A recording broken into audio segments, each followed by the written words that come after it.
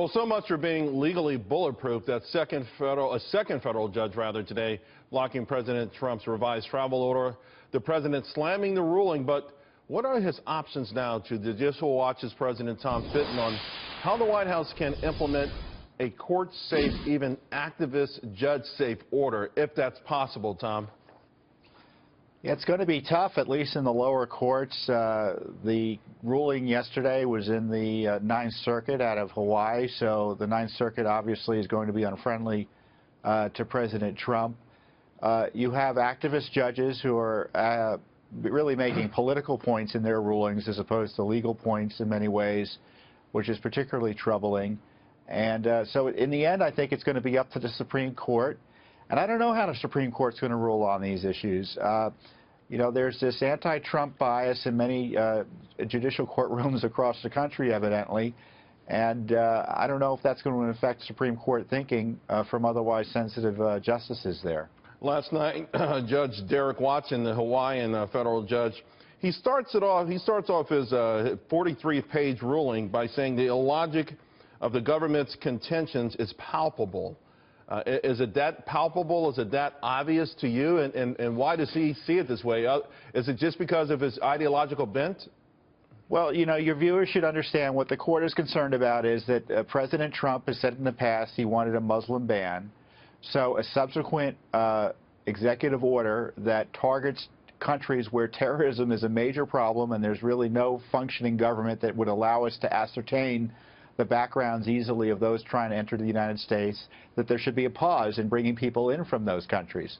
But the courts are hyper-focused on this phrase Muslim ban, and so they think, therefore, it's religiously inspired, and there's no reasonable purpose for keeping Islamic jihadists out of the country in a way that would prevent everyone from that country from coming into the United States for a period of time.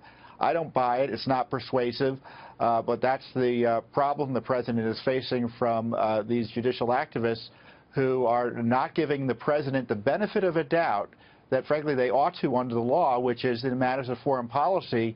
It's really you have to go.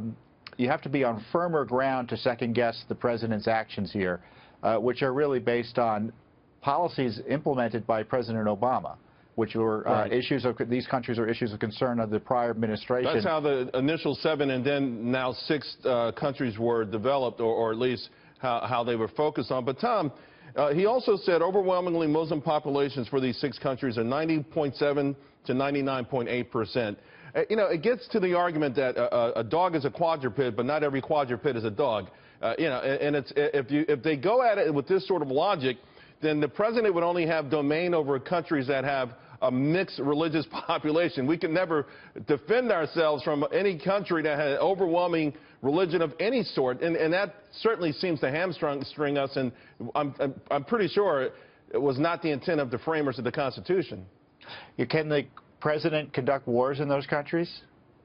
No, but the idea, yeah, I mean, isn't it? I mean, that's the logic of this. This is the absurdity of the court's logic, is that because the president has expressed concerns about radical Islamic jihadism, that he's against all Muslims, and is therefore all foreign policy that targets Muslim countries is suspect and can be stopped by one federal court judge, can run our nation's foreign policy. And that's not the way our system's supposed to be running. Yeah, well, the saga continues. Tom, thanks a lot. We always appreciate when you lend your legal expertise on these things. Happy to. Thank you.